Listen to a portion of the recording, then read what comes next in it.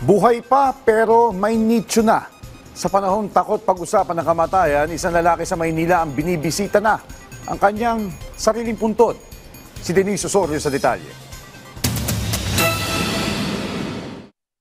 Tuwing undas, bumabalik si Manuel Obligacion sa mga puntod ng kanyang mga kapatid at hipag. Isang tahimik na paggunita at pagpapadama ng pagmamahal. Pero may isa pa siyang binibisita. Isang nicho na sa unang tingin ay karaniwan. Ngunit kapag nilapitan mo, kapansin-pansin na wala pa itong date of death. Well, actually in here is my brother Clinton, the wife Christina, and my sister Alicia, and the one is Caruso, my brother.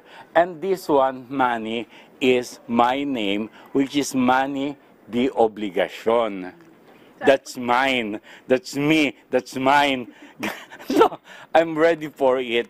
76 na si Kuya Manny ngayong taon at positibo pa rin ang pananaw niya sa buhay. Pero sa panahon ngayon, karamihan ay abala o kaya na may gipit sa budget. Kailangan ring paghandaan na ang susunod na kabanata. Dahil sa sinapit ni Kuya Manny na stroke noong nakaraan, napagdesisyonan niyang magpasadya na ng kanyang sariling puntod para wala nang aalalahanin pang iba ang kanyang pamilya pag siya'y pumanaw. Para kay Manny, kung dati malas o kawalang respeto ang pag-aayos ng libingan, sa panahon ng praktikalidad, tinatanggap na ito ng marami bilang isang uri ng paghahanda. I also belong to a conservative family na pagka mayroon kang nichong ganyan, ang iisipin nila, you're going to die na, you are preparing for your death. That was before. Kasi whether we like it or not, we will be all going up there. So, as my age, I'm prepared. Para kay Manny, hindi na usaping madilim ang tungkol sa kamatayan dahil ito'y bahagi ng paglalakbay ng bawat kaluluwa.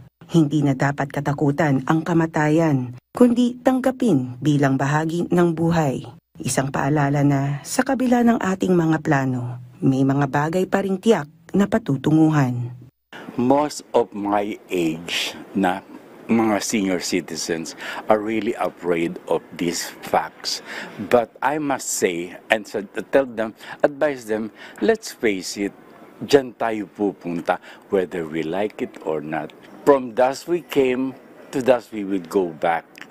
At sa bawat kandilang sinisindihan, dala ni Manny ang pag-asa na kahit may katapusan ang buhay, may direksyon itong tinatahak. Sa puntod na may nakaukit na ang kanyang pangalan, natagpuan ni Manuel Obligacion ang tunay na diwa ng undas. Ang pagyakap sa mapayapang yugto ng buhay. Denise Osorio, para sa Pambansang TV, sa Bagong Pilipinas.